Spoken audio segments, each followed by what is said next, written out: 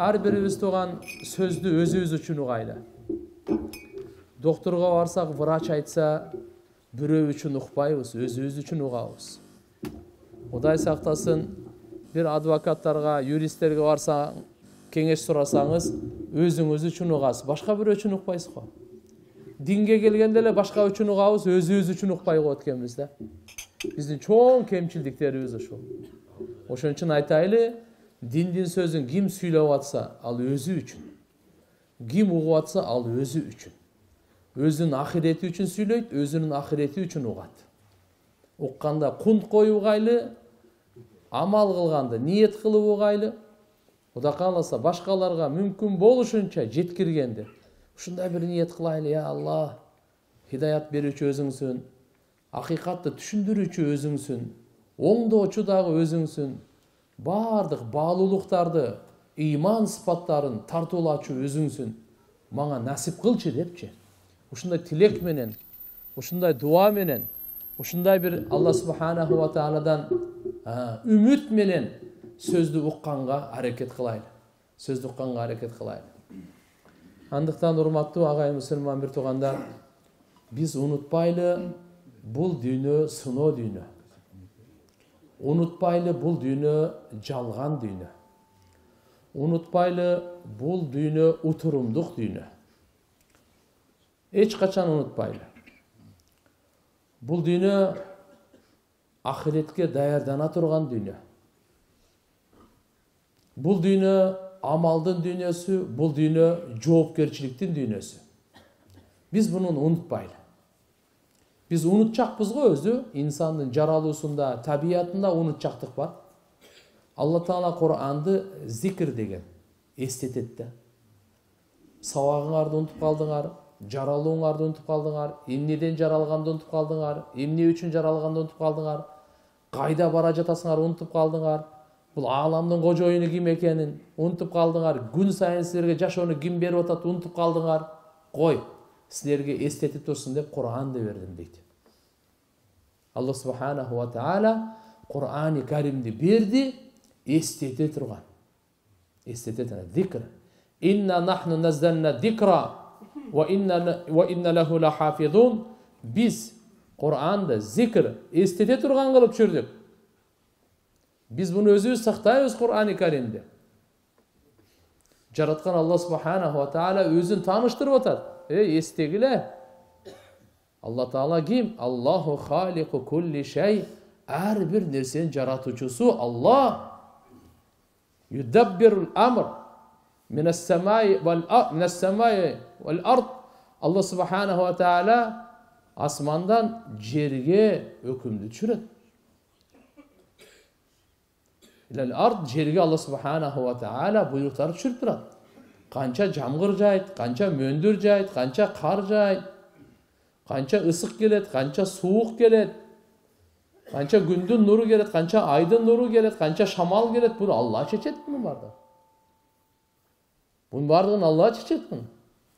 Жерден эмне чыгат? Канча көмүр чыгат, канча алтын чыгат, канча газ чыгат, канча нефт чыгат, буну Алла чечет. Лиллахи ма фис самавати вал ард ва ма байнахума. Аллага гана таандык бул. Жер дагы, жердин ичиндеги бардыгы, асман, асмандагы бардыгы, жер асмандын ортосундагы бардыгы. Жаратуучу дагы өзү, башкаруучусу да өзү, бадышасы дагы өзү.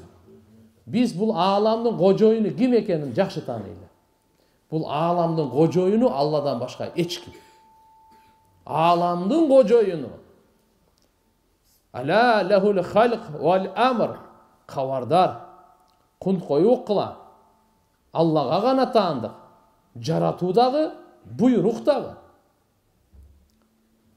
Жаратууда Алла жаратып, буйрукта башка бирөөнүкү жүрө турган дүйнө эмес бул. Ким жараттыбы? Сизди мени Алла жараттыбы? Алланын буйругу. Качан келебиз, качан кетебиз, ал өзү чечет. Башка бирөөнүн буйругу жүрбөйт бул дүйнөдө. Качан таң, качан күн чыгат, качан күн батат, качан кыямат болот, качан бул алам талкаланат, качан жашыл болот, качан аппак болот, качан күз болот. Bunun баарын Алла өзү чечет. Ырыскысын дагы өзү чечет.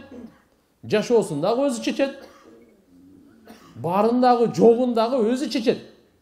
Берүүсү дагы, алуусу дагы ал өзүнүкү. Бул ааламдын кожоюну. Биз бүгүн бир чоң жаңылышта жашап атабыз. Өзүбүзгө өзүбүз жашоо берип аткандай жашап атабыз да. Бул чоң жаңылыш. Бизге Алла жашоо берип атат, ошон үчүн жашап атабыз. Биз өзүбүзгө өзүбүз жашоо берип аткандай эмес. Эч ким өзүнө өзү жашоо бере албайт. Эч ким өзүн өзү бейишке киргизе албайт, өзүн өзүн дозокко киргизе албайт. Алла кимди кааласа бейишине киргизет, кимди кааласа дозогуна киргизет, кимге кааласа жашоо берет, кимге кааласа өлүм берет, кимге кааласа уул берет, кимге кааласа кыз берет, кимге кааласа экөөнү тең берет, кимге кааласа вообще бербейт, кимге кааласа иман берет, кимге кааласа хидаят берет, кимге кааласа бербейт. Бул Алла Таала ырыскысын кең дагы, аз да кыла турган Алла. Инна Аллаха ябта ризка лиман яша ва якдир. Алла Субхана ва Таала кимге кааласа рызкысын кең, кимсе аз кылып коет. Алла Таала. Замандаш болуп жаралып калдык. Замандаш болуп жаралып калдык. Бул аалам башына келе турган болсок, жоопкерчилик ааламы болгондон кандай жоопкерчилик аалам? Бул дүйнөгө келгенде мойнубузда бир топ милдеттер бар, жоопкерчиликтер бар. Ошону аткаруу үчүн келгенбиз, ошону аткаруу үчүн жаралганбыз. Ошого аткарууга милдеттүүбүз. Буну мукаллаф деп коет. Мукаллаф дегени жооптуу, тартыла турган, жоопкер. Мойнундагы милдет бар буга. Кандай? Алла Субхана ва Таала көрсөткөн чызыктан чыкпай жашаганга, мойнундагы милдеттерди аткарганга. Буйруктар эки түрлүү: кылгыла жана кылбагыла. Жараткан Алла Таала бизди алхамдулилля айвандардан ажыратып акыл берди дагы, акылы барларга буйрук берди. Акылы жокторго буйрук берген жок. Кимге акыл берген жок, аларга буйрук берген жок Алла Таала. Кимге Алла акыл берди, ага буйрук берди. Мисалы, бир адамдын кичине акылы жокпу, ал кыямат күнү суракка тартылбайт. Көчөдө зара кылып уяттуу жерин көрсөтсө дагы, намаз окубаса деле, бирөө нерсе сындырып же уурулук кылып койду, же сол кол менен жеп жүрөт. Анда дем мисалы, ага акыл берилген жок, жоопкерчилик жок ага, сурак жок ага кыямат күнү. Бирок кимге акыл бердиби? Болду. Ага буйрук бар, кыямат күнү сурагы бар. Мына буйрукту кандай аткардың? Бул буйрукту кандай аткардың? Бул дүйнөдө буйрук, ахиретте сурак. Буйрукту аткаргандын аты амал. Сурак ушул буйрукту аткардыңбы дегенде аткарган болсок сурак, анын аркасынан бериле турган сыйлык бейиш. Аткарылбай калган болсо анын аркасынан бериле турган жазанын аты дозок. Оңой сөз менен айтканда, мынакей бул дүйнө, тиги дүйнө. Бул утурумдук, тиги түбөлүктү. Биз өзүбүздү эзелтен жашап атабыз деп өзүбүздү өзүбүз алдабай эле коелучу. 100 жыл мурда жок элек. Мына көздөр жок эле, чачтар жок эле, баштар жок эле, каштар жок эле. Бул мурун, кан, сөөк, тырмак, өпкө, боор, бөйрөк, жүрөк, тиш, тил, эч нерсеси жок эле. Эч ким ушул жерде мына канча мечитте отурабыз, эч ким жок эле. Биз эле эмес, бүткүл дүйнөдө эч ким жок болчу. Мына азыркы анча-мынча 110-го 120-га чыккан деген сурооңор пайда болуп калбаш үчүн 150 жыл мурда деп коеюн, что вообще суроо жок болсун. Дүйнөдө мына азыр 7 миллиардтын бирөөсү бар беле? Бирөө да жок эле. Татынакай ушу көздөр жок эле, согуп аткан жүрөктөр жок эле, угуп аткан кулактар жок эле, сүйлөп аткан тилдер жок эле. Азыркы уксаңыз сөздөр, не деген сөздөрдү сүйлөп атышат. Эмнени гана жеп атышат, бул тиштер жок болчу. Аллаху бади'у самавати вал ард. Адам эмес, бир убакта жер жок эле. Адам эмес, мына 7 миллиард жок эле, башка адамдар бар эле да. Бир учур ушундай эле, адам эмес, жер жок эле, асман жок эле. Алла асманды асмансыз жаратты, жерди жерсиз жаратты. Үлгүсүз жаратуучу зат. Асманды карап да бияктан бир асман жасай турган ушуга окшотуп, азыр сүрөттү тартып атпайбы? Жок. Үлгүсүз жаратуучу зат. Биринчи түшүнөлү, менин кулагымды Алла жаратты дейли. Менин алхамдулилля көзүмдү Алла жаратты дейли. Менин тилимди Алла жаратты дейли. Тиштеримди Алла жаратты дейли.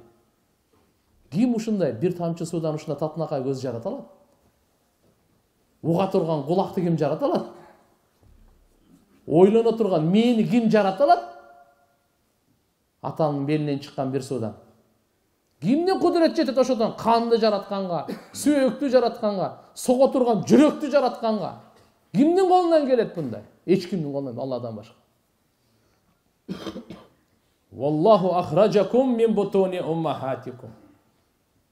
Алла субхана ва таала кудурети менен, каалоосу менен жаратып, эненин ичинде силер толук убактыңар бүткөндөн кийин Алла энеңерди ичинен чыгарды бу дүйнөгө. Ла та'ламуна шай'a. Эчтекени билбейт элең келгенде. Атаңы да тааныбайт элең, апаңы да тааныбайт элең, өзүңдү да тааныбайт элең. Өзүңдү да билбей турган учур болбоду беле? Ва жа'ала лакумус сам'a. Алла кулак берди татынакай. Вал абсара, көздөрдү берди. Вал афида, сого турган жүрөктөрдү берди. Эмне үчүн ушул неаматтарды тартуулап атат? Алла айтып атат: "Ла'аллакум ташкурун." Мүмкүн силер шүгүр кыларсыңар жараткан Алла Таалага. Берүүчүгө шүгүр кылгыла, көздү бергенге шүгүр кылгыла, кулакты тартуулаганга шүгүр кылгыла, тилди бергенге шүгүр кылгыла, жүрөктү бергенге шүгүр кылгыла, путу колду, акылды бергенге шүгүр кылайлы, акыл бергенге. Акыл болбой калса кандай?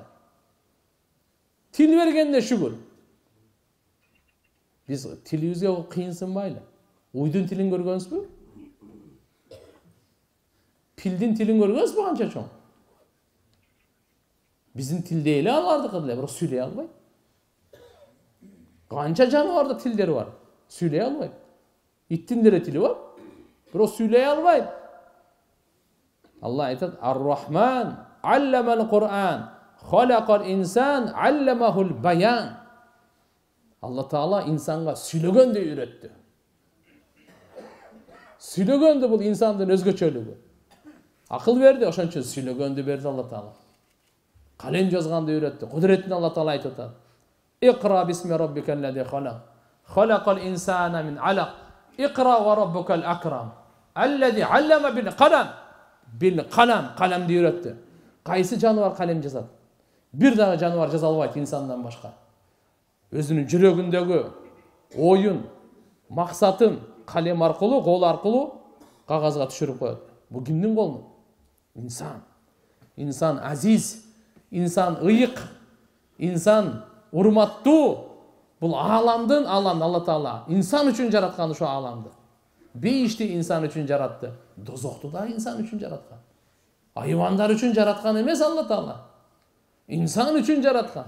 İnsanın kızıkçılığını hayvanlarda yarattı, dünyanı yarattı, kanattığını yarattı, çöp çardı yarattı, toğunu, asmandı, yıldız, havanı, insanın kızıkçılığı için yarattı. Halaktı dünya li aclikum değil. Ve halaktukum li acli. Dünyanın, bardığın, sizlerden maksatın var, sizlerden kızıkçılığın var, zarılçılığın var, rahatın var için yarattım da orada. Sizlerden ben özüm için yarattım.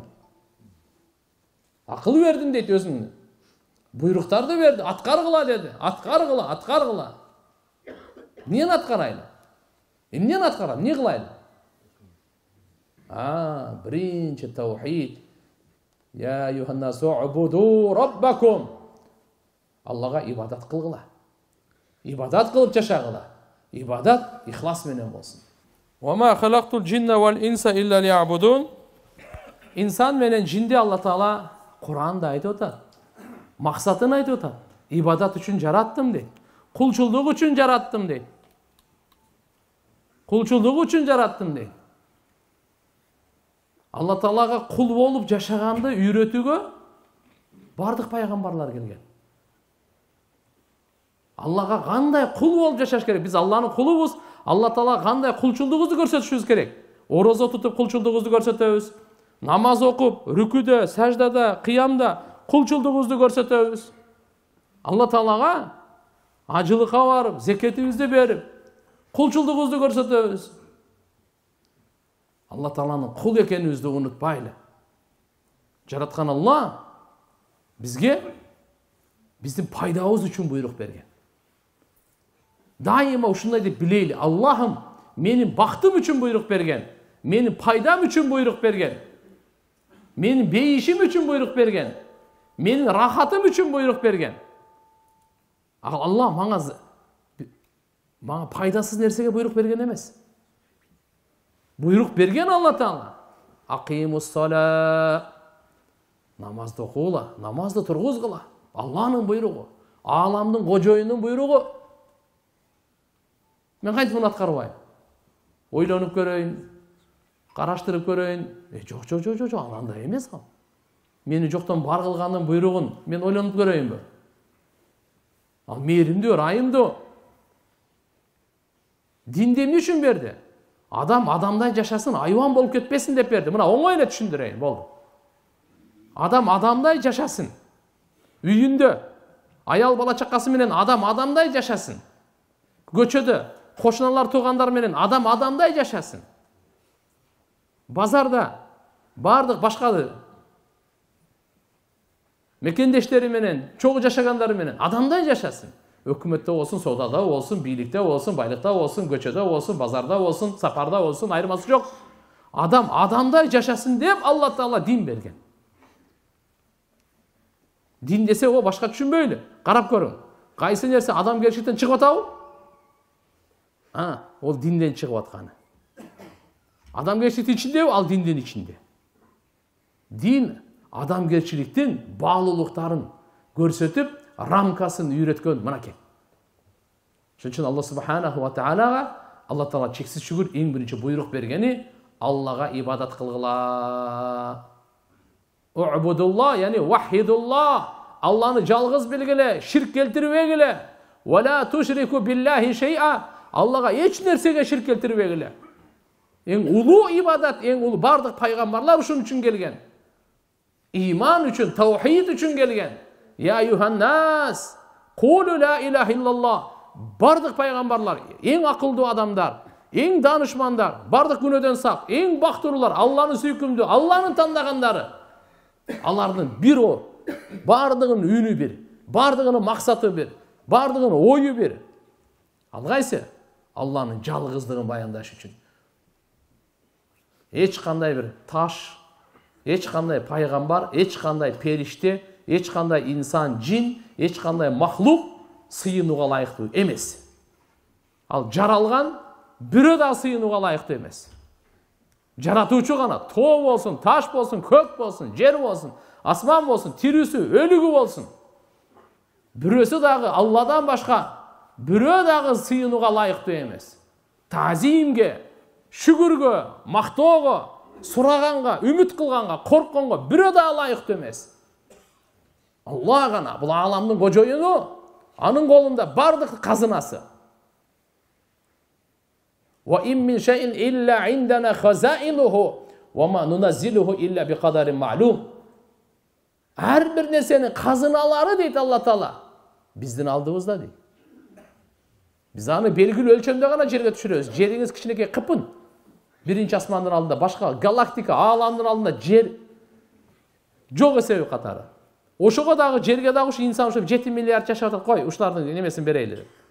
Өзүнө белгилүү өлчөмдө гана беребиз. Быйыл канча буудай, канча арпа, канча чөп, канча жүзүм, канча дарбыз, канча сабиз белгилүү өлчөмдө гана чыгат.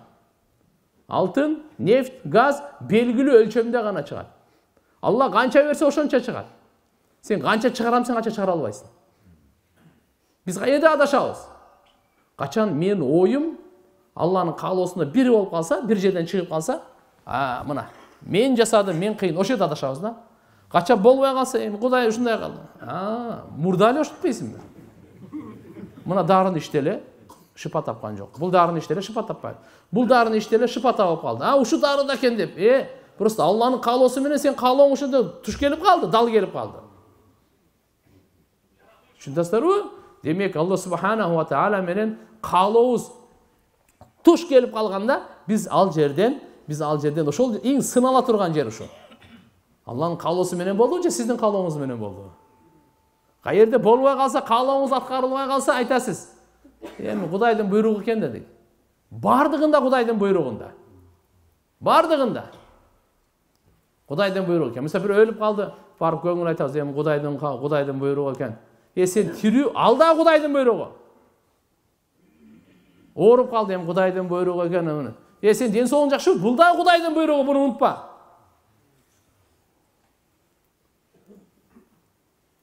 Ошон үчүн хадиси кудусийде Алла айтат, бендем, бир болот сенин каалооң, бир болот менин каалоом.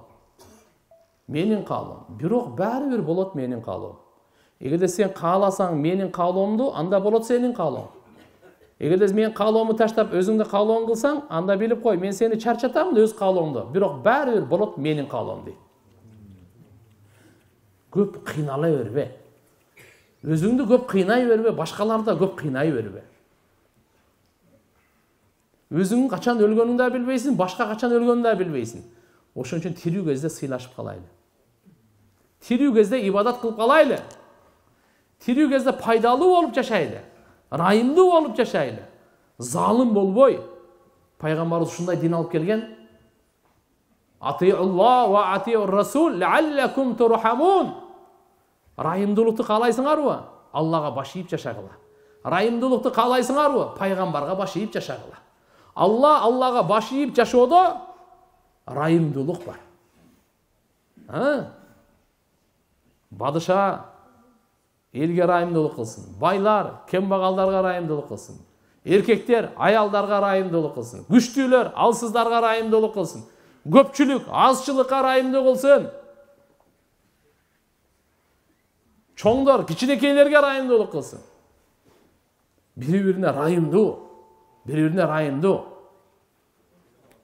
Пайгамбар саллаллаху алейхи ва саллям келечекте бири-бирине зулумдук кылып, бири-бирин куратып, кордоп, канын төгүп, бузукулук кылып, күчтүүлөр алсыздарга жашоо көрсөтпөйт эле. Пайгамбар саллаллаху алейхи ва саллям Аллахнын элчисине баш ийип алып келди, эмне болду? Ааламда райымдуулуктун системасы жаңырды. Ана пайгамбарыбыздын күнүгө кандай келди? Bir söz aytıp koydu. Erhamu man fil ard, yerhamukum man fis sema. Ar-rahimun yerhamuhumur rahman. Жердегилерге райымдуулук кылгыла. Бири-бирибизге райымдуулук кылайлычы. Үйгө барып, үйүңүзгө райымдуулук кылыңчы. Аялыңыз бар, бала чакаңызга райымдуулук кылбайсызбы? Сизге буйрук берилип атат. Сарайыңызга кирип туруп, атыңыз бар, коюңуз бар, башка бар, райымдуулук кылыңыз. Көчөгө чыгып кошуналарга райымдуулук кылыңыз. Аларга зулумдук кылбаңыз сиз. Алардын жанына зулумдук кылып келтирбеңиз.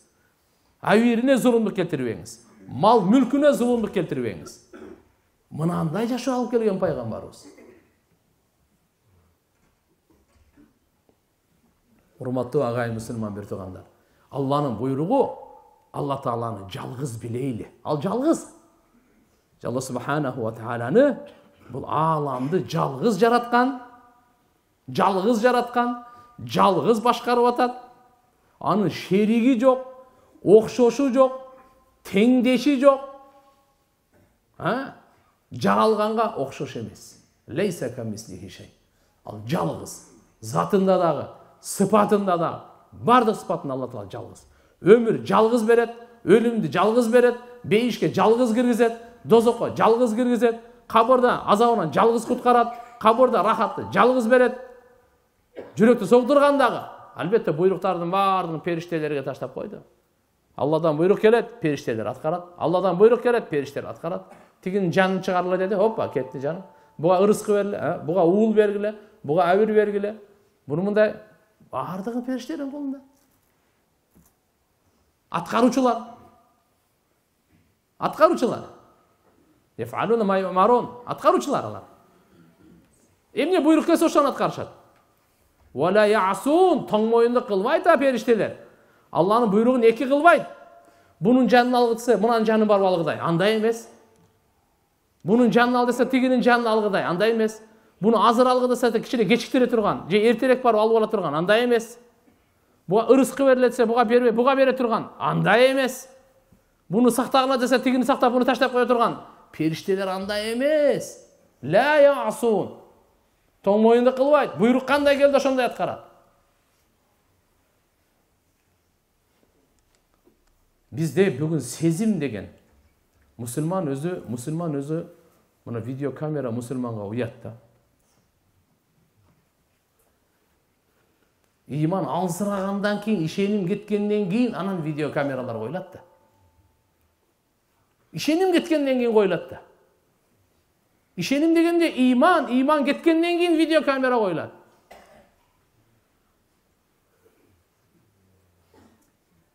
Ким уурдады, ким не деди, ким кандай кармады деп турабы? А эгерде биздин эки видео камерабыз 24 саат турган видео камерага ишеним боло турган болсо, аналардын не кереги бар? Ал баардыгын 24 саат тарта албайт да мен. Мына 24 саат тарта тургандар. Кирамин катибин. Я'ламуна ма таф'алун. Эмне кылып атасыңар го түндөсү күндүзү, жалгыз үйдө, көчөдө, базарда бардыгын билип турат булар. Эмне кылып жатканыңардын бардыгын билип турат. Ва маллаху бигафилин амма та'малун. Алланы бекапар деп эсептебегиле. Алла Таала кабарсыз эмес кылып жаткан амалдарыңардан. Алдап атасымы, чын сүйлөп атасымы, уурдап атасымы, жашырып атасымы, бардыгын Алла Таала кабардар. Эртең кыямат күнү бардыгы ачык болот. Эки периштени коюп койду. Урматтуу периштелер бул, жөнөкөй периштелер эмес. Ана будайга дайындалган периште эмес бул. Жамгырга дайындалган периште эмес. Бул периштелер урматтуу. Эмне үчүн? Адамдын амалын жаза турган периштелер бул башкача периштелер. Башкача сыйдагы, башкача мартабадагы периштелер. Тоого, сууга, дыйканчылык, чөп-чарга, мал-кал бардыгына дайындалган периштелер өзүнчө бөлөк. А бул периштелер башкача периштелер. Кирамин катибин. Периштелерге иман келтирбесек, биздин иманыбыз иман эмес. Аманту биллахи ва малаикатихи. Периштелерге иман келтиребиз биз, Алланын периштелери. Бирөөнүк эмес, ва малаикатихи аныкы. Алла нурдан жаратып койду. Дайындап койду. Жаз деди. Адамдын амалдарын жазып тургула. Ма ялфид мин кол. Кандай тилинен бир сөз чыкпасын. Ванедейки алдында отурган эки периште ар бир сөздү жазат дейт. Ар бир амалды жазат. Биз иман ушуга болсун тургандар. Биз үйдө айта турган, кайерде болсо ушуну сезе турган. Биз урушуп атканда деле, жаңжалдашып атканда деле периштелер жазып атат. Үйдө деле жазып атат, баардык нерсени жазып атат. Алланын алдына алып барып сактап атат, кыямат күнү бизге берет. Икра китабак, жаздырып келген китебиңди эми оку. Ошонун автору сен өзүң эле. Сага 50 жыл өмүр берилди, 60-70 жыл өмүр берилди, 80 жыл, 30 жыл, 40 жыл өмүр берилди. Ошол учурда канча жаздырдың го? Бардыгы сакталган, колуң алдыңда бердик. Оку китебиңди. Ашыкча жазып коюппузбу? Кылбаганыңды кылды деп жазыппызбы? Зулумду кылбайын, Алла Таала зулумду кылбайт. Алла залым эмес. Бендеге дагы, ааламга дагы Алла Таала залымдык, зулумдук кылбайт. Периштелери буйруктан башканы аткарбайт. Бардыгын жазды. Демек тугандар дайыма айтып атабыз. Жакшы нерселер жаздырбайлыбы? Кандай дейсиздер? Жакшы сөздөрдү жаздырайлы, жакшы амалдарды жаздырайлы, жакшы ниеттерди жаздырайлы, жакшы иштерди жаздырайлы, жакшы каалоолорду жаздырайлы. Ошону эртеге өзүбүз окуйт экенбиз. Куранды жаздырайлы, зикирди жаздырайлы, сажданы, намазды жаздырайлы, сабырдуулукту, шүгүрчүлүктү жаздырайлы, каниетти жаздырайлы, жакшы мүнөздү жаздырайлы. Аллага болгон таваккул, Алланын мухаббаты, Алланын сүйүүсү, Алладан үмүттү, Аллага таянуу, Алладан гана коркунуу, ушуну жаздырайлы. Ахиретти, ушуну жаздырайлы. Жакшы сөздөрдү жаздырайлы. Калиматун таййиба, садака. Bir söz, жакшы сөз сүйлөсөңүз, садаканын сообу жазыла берет.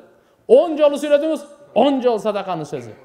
Пайгамбарыбыз саллаллаху алейхи ва саллям айтат: "Иттакун нар, валау бишикки тамратин, фа иллам таджиду, фа би калиматин таййиба."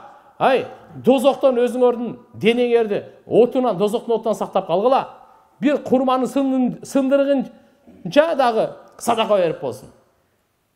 Bir kurma toluqunda çoğunda sınıgança jarımını sındırdınız. Oşo sınıgınça olsa da oşo beçeralarga sadaka verip özüңүздү dozoktun otuңуздан куткарып калыңыз дейт. Эгерде ошончо дагы садака бергенге таппасаңыз, анда жакшы сөз менен өзүңүздү дозоктун отунан куткарып калыңыз. Жакшы сөз дагы бизди дозоктун отунан куткарганга жакшы сөз экен. Жакшы сөз экен. Бир күндө канча жакшы сөз сүйлөйбүз, канча жаман сөз сүйлөйбүз. Бары жазылып атат. Кыямат күнү сөздөр таразага тартылат. Азыр мына суу тартылат. Башка нерсе бар тартылат, билебиз. Будайды тартып атабыз. Таможнядан кирип аткан фураларды тартып атабыз. Мына жактан төбө ашыдан чыгып атканда чоң-чоң КАМАЗдарды тартып атабыз. Нерселер тартып атабыз. Кыямат күнү амалдар тартылат таразага. Сөздөр тартылат таразага. Мурда буга анча адамдар жак түшүнбөйлү. Сөз кантип тартылсын депчи. Араз да сөзчү, араз. Бул бир нерсе эмес да мындай. Кармалган тартыла турган мына канча бир грамм чыгышы мүмкүн. Сөз кандай? Намаз кандай тартылат депчи. Азыр алхамдулилля технология ушунчалык өнүктү, араздарды тартып калды да, шамалды канча, суукту канча, эртең кандай, канча, кайсыл жакка шамал кетет. Узактан машина айдап келатат, тартып койду. Каяктан билди мына мен 100 менен келаткан. Гай айтты, токто деди, штраф деди. Каяктан билдиңиз? Эмне кыласың каяктан билген? 100 менен жок десең көрсөтүп коеюн дейт. Тартабы, тартпайбы? Ушундайлар чыгып калды, мына жерден карап турула, мурда го тийгизип, мына жагына коюп алып, температурасы канча, коронавируспу, пандемия беле деп. Мындай кылып өтө бер, өтпөй эле буядан. Каяктан билдиң? Канчаны ушул жерден уже тартып калды. Туугандар, Аллаху акбар, канча скоростьта келип аткандарын, ааламдагы салмактарын тартып калды уже. Сааттар тартып, бар тартылып калды. Эч кандай кыйын эмес, сөз, амал таразага тартылар. Кыямат күнү Алла айтат, биз адилеттүүлүктүн таразаларын орнотуп коебуз кыямат күнү. Ар бир амалдын, ар бир адамдын таразасы тартылат. Ошон үчүн туугандар, биз өтө маанилүү махлукпуз. Өтө маанилүү жашообуз, өтө маанилүү. Кайра келбейбиз бул дүйнөгө. Демек, ар бир күнгө күрөшөйлү. Ар бир күндү шүгүр менен, нурлаганга, ибадат менен, кооздогонго, түстөгөнгө Алла Тааланы таанып, ар бир күндү жаратканга баш ийип, пайгамбарыбыздын сүннөтү менен ар бир күнүбүз ахиретибизди оңдогонго, жашообузду оңдогонго себепчи болгонго ушу менен өткөрөлү. Себеп ар бир күнүбүз баалуу, бирок ар бир күн саналган. Канча күн жашайбыз саналган. Күн өткөн сайын өмүрдүн бир күнү кыскарып атат, өмүрдүн бир күнү кыскарып атат, өмүрдүн айы кыскарылып атат, өмүрдүн жылы кыскарылып атат. Ырыскыбыз кыскарылып атат. Жүрөгүбүздүн соккону кыскарылып атат. Бизден кыла турган амалдарыбыз кыскарылып атат. Менде азыр 24 саат убактым бар эле, бул амал кылбай эле өткөрүп кеттим. Болду, амалың кыскарды бuyakta. Эртеге ким канча кылды? Ошон үчүн пайгамбар саллаллаху алейхи ва саллям хадистерине келет. Bir жыл geç өлгөн. Bir жыл эрте өлгөн. Bir жыл geç өлгөн, bir жыл эрте өлгөн. Bir жыл geç өлгөн. Канча деген көп амал кылып койду да. Орозо кармап койду. Ибадат кылып койду, Куран кылып, тигиндей кылып койду, башкасын кылып койду. Машалла, тигиге караганда канча деген амалын көп кылып койду. Болсо экөө теңире тең болчу. Экөө теңире тең болчу. Bir жыл көп жашаптыр, мына ушунча амалдарды кылып койду. Демек, өзү Алла жашоону берди бизге амал кылганга. Пайгамбарыбыздан суралынганда адамдардын эң жакшысы ким деген, көп жашаган деген. Жана жакшы амалдарды кылган деген. Адамдардын эң жаманы ким деп суралынганда, көп жашаган деген. Жана жаман амалдарды кылган деген. Демек, көп жашаган эч кандай таасири, мааниси деле жок, чын айтканда. Амал менен жашады, амалсыз жашады. Жакшы жашады, жаман жашады. Кеп ушуда экен.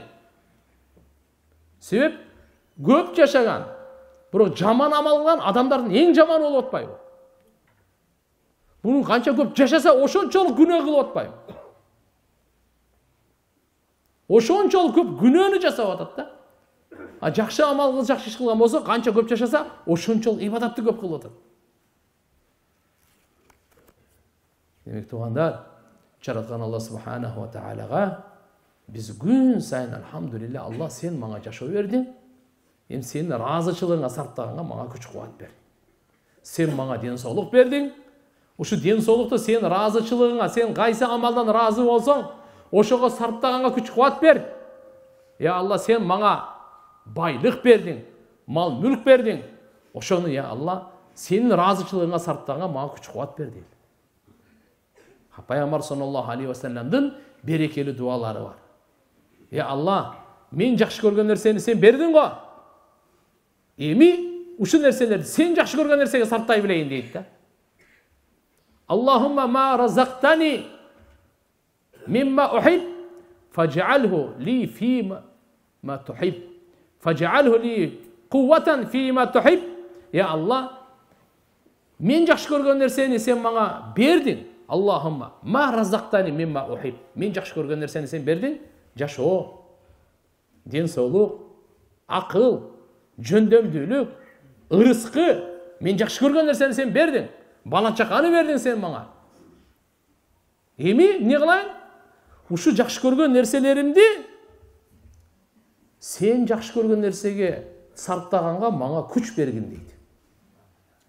Мына пайгамбарыбыздын дуасын караң. Фаж'алhu ли кувватан ли фаж'алhu ли кувватан фима тухиб. Я Алла, сен жакшы көргөн нерсеге ушуну күчтүү кылып койгон дейт. Кара.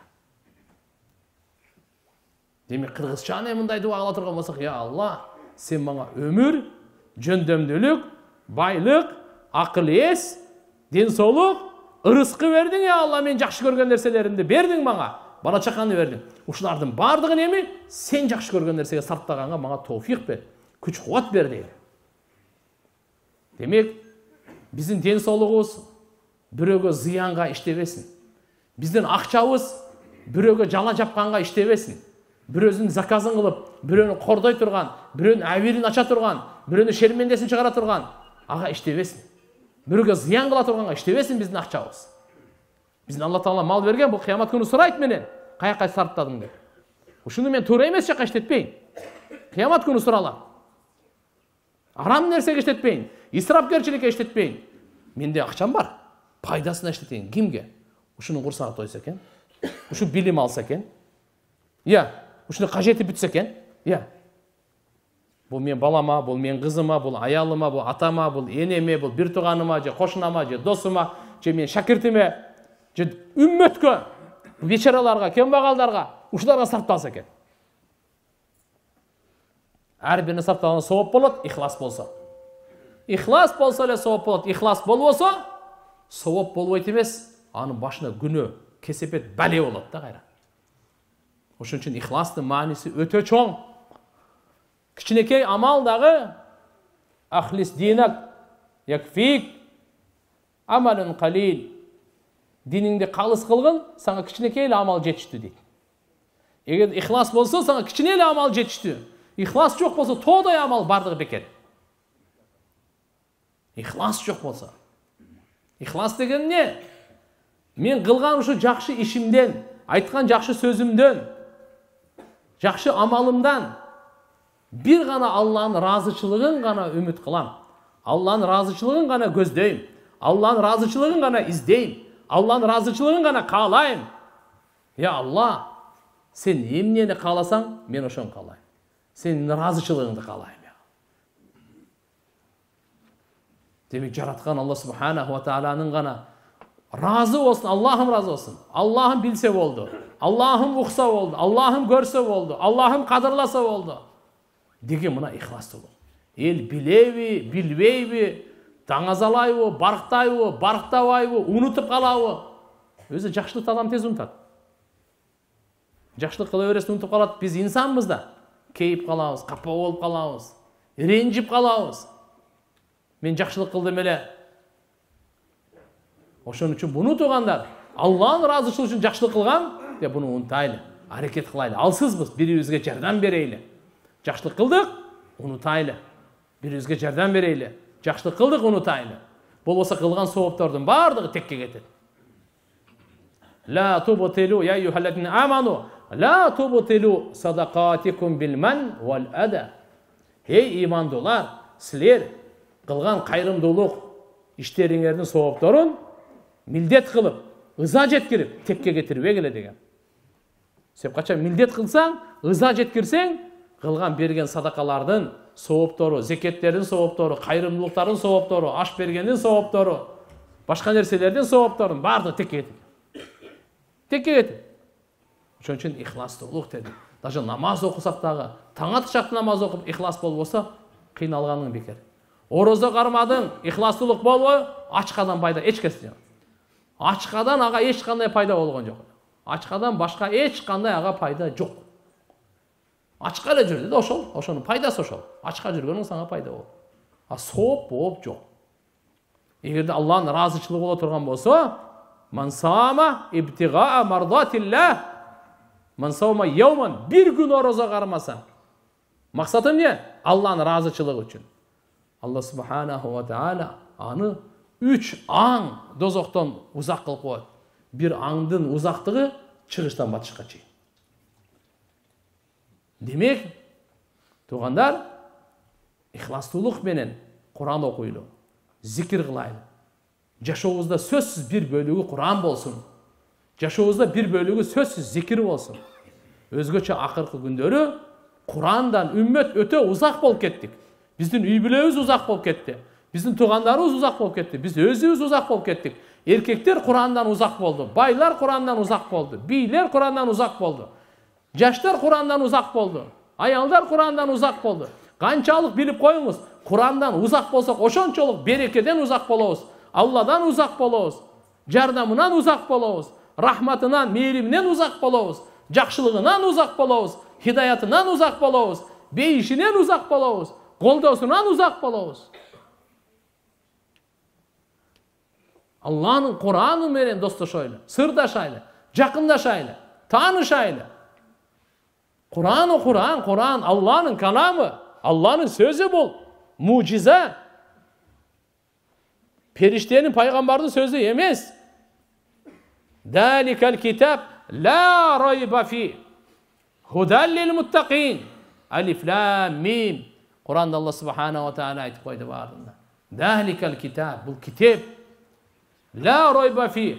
Allah Ta'ala'dan түшкөнүнө eç kanday şek gümön yok. Allah'dan düşürülgön. Hudallil muttaqin. Bul hidayat, bul joldomo, jaşoonun jolun көрсөтөт, жарыгын көрсөтөт. İnsan emne üçün жаралган жолду көрсөтөt. Бейиштин жолун көрсөтөt. Оңолунун жолун көрсөтөт, ынтымактын жолун көрсөтөт, берекенин жолун көрсөтөт, бакыттын жолун көрсөтөт.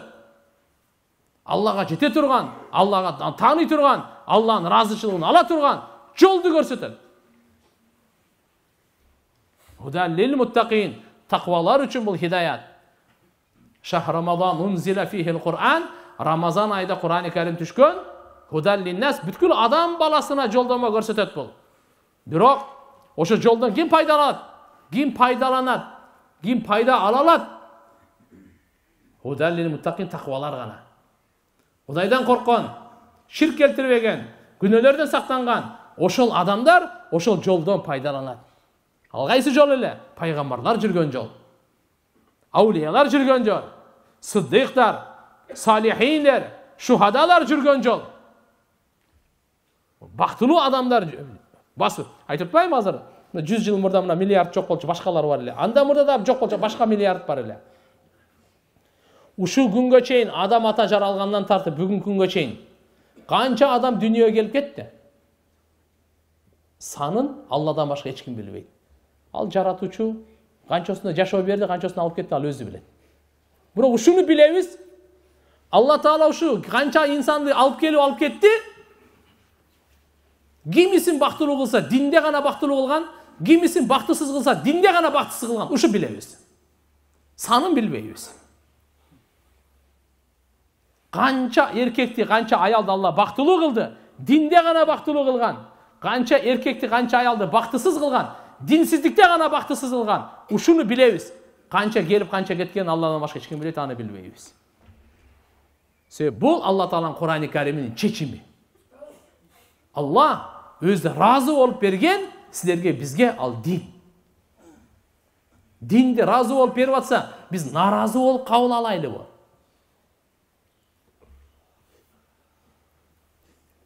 Алла разы болуп алгыла деп берип атса, биз наразы болуп алайлыбы? Ал-яум акмалту лакум динакум ва атмамту алейкум ни'мати ва радиту лакум ал-ислама дина. Бүгүнкү күнү диниңерди толук кылып бердим дейт. Качан? Бул пайгамбар саллаллаху алейхи ва саллям 10-хижриде Зилхиджа айында 9-числосунда Арафа күнү Арафа тоосунда түшкөн аят ушул. Бүгүн 1443 хижри жыл 5 Ражап айы. Ражаптан кийин Шаабан, андан кийин Рамадан. Рамазанга 2 айга жетпеген убакыт калды. Күтөйлү, даярданайлы, сүйүнөйлү. Алладан сурайлы, я Алла жеткизе көр. Пайгамбарыбыз кандай дейтиле? Аллахумма барик лана фи Ражаб ва Шаабан ва баллигна иля Рамадан. Я Алла, бизде ушул Ражап айына береке бер, Шаабан айына береке бере көр дагы, эсен аман Рамазанга жеткире көр дейт. Ким жетет, ким жетпейт билбейбиз биз дагы. Мен дагы, сиз дагы билбейсиз. Быйылкы Рамазан тагдырыбызда барбы же жокпу? Ушул Рамазан тагдырыбызда барбы же жокпу билбейбиз эч ким. Рамазанга дагы 2 ай экен. Эртеңки күндө эч ким билбейт, ким бар, ким жок. Ошон үчүн кыйынсынбай, текеберленбей, керсейбей, бирөөгө зулумдук кылбай, жамандык кылбай, өзүбүздү кичпейил алып, Алладан коркуп, Аллага ибадат кылып жашап, адал ырыскы таап, ынтымакта бирөөгө жамандык кылбай жашайлы. Динибиздин чакырыгы ушул. Үгүтү ушул. Насааты ушул. Демек бул аяттын түшкөнүнө 1433 жыл болду.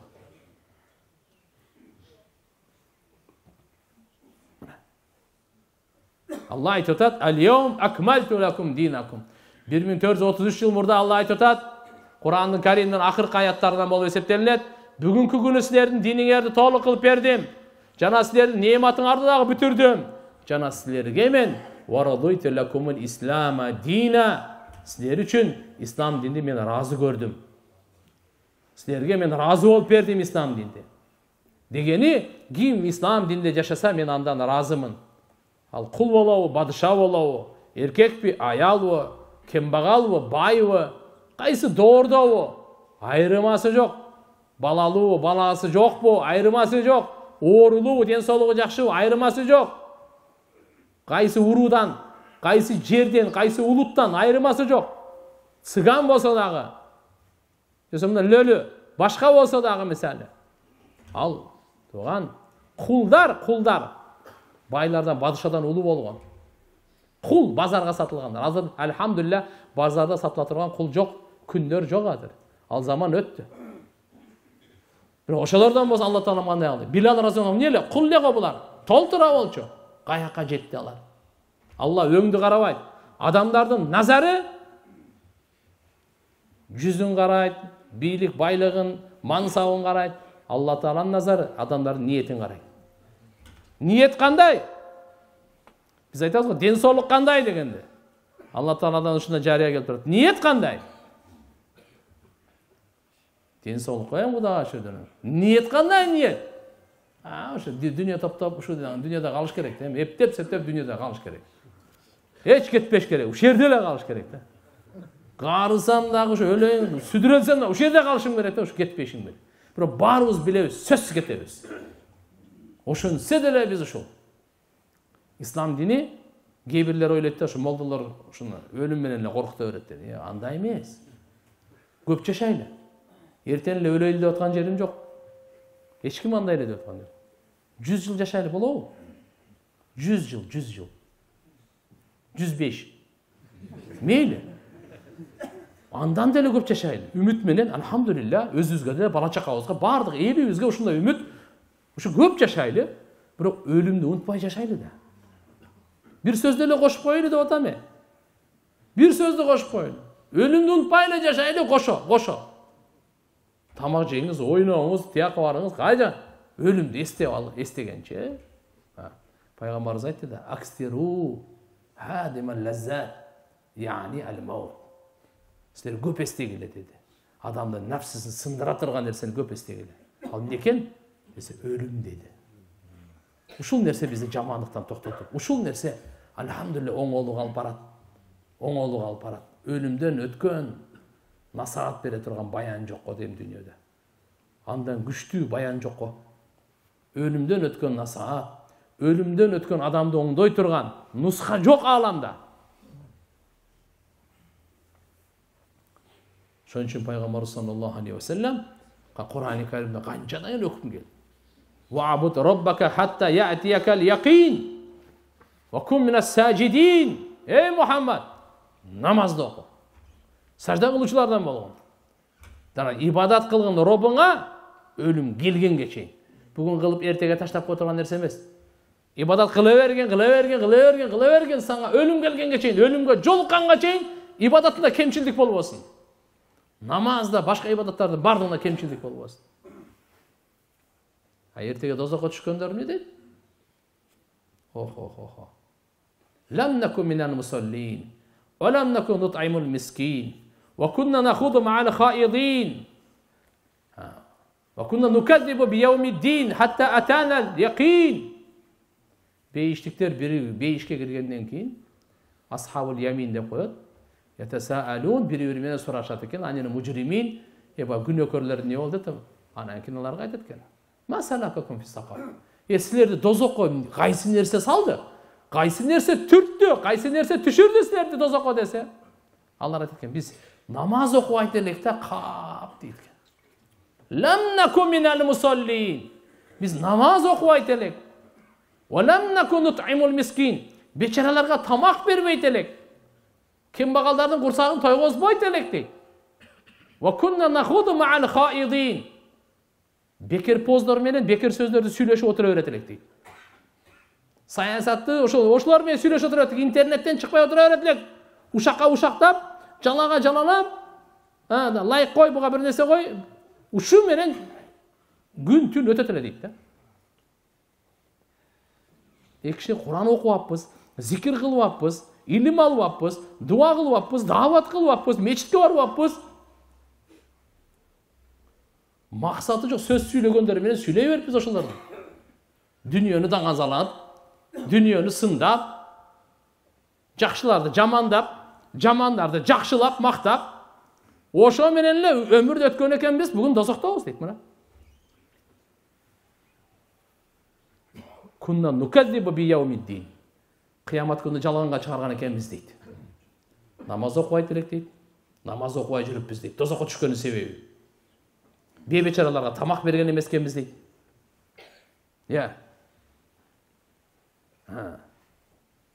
Демек ал жерде ахлак дагы жок экен. Муашара жашоо тиричиликте ушактан башка займасадан алектене турган нерсеси жок экен. Ишеним акыйдага байланыштуу, ахиретке биз кыямат күнүгө ишенбеппиз дейт. Ибадатка байланыштуу, биз намаз окубаппыз дейт. Дозокко түшкөнүбүздүн себеби ушул. Ишенимибиз бузулган экен, ибадатыбыз бузулган экен. Жомарттыгыбыз, кулк мүнөзүбүз бузулган экен. Жашоо тиричилигибиз, сүйлөгөн сөздөрүбүз, уккан сөздөрүбүз бузулган экен. Ошон үчүн мына бүгүн дозоктобуз дейт. Хатта атанал яқин. Ушинтип эле өлүм келип калды анан. Деген бойдон калып кеттик дейт да. Өлүм шашылбай келет окшойсо келип калыптыр го деп. Сага айтып келе беле өлүм ана. Убакыт берилди эле, даярдан деп, оңол деп, тазалан деп, убакытты текке кетирбе деп айтылган эле, берилген эле, эскертилген эле. Болбой ушундай кылдың да мына дейт. Аллах акбар. Куранда Муддассир сүрөсүндө Аллах субхана ва таала кандай баяндап берди. Бейишке чыккандар, дозокко түшүп калгандарды ушинтип сурайт экен. Эмне нерсе силерди дозокко салды десе, 4 нерсени айтты мына. Ишеним бузулган, ибадат бузулган, мамиле бузулган. Мамиле кандай? Бечаралар менен мамиле кылбайт экен. Мүнөз бузулган. Жалпы коомчулукта жашоо тиричиликте сүйлөгөн сөзүбүз, кылган ишибиз бузулган. Билбей эле бирөөнү мактай бергенбиз. Билбей эле бирөөнү жамандай бергенбиз. Ошо менен өттү деп туруп. Башыбызга келип калды өлүм дейт.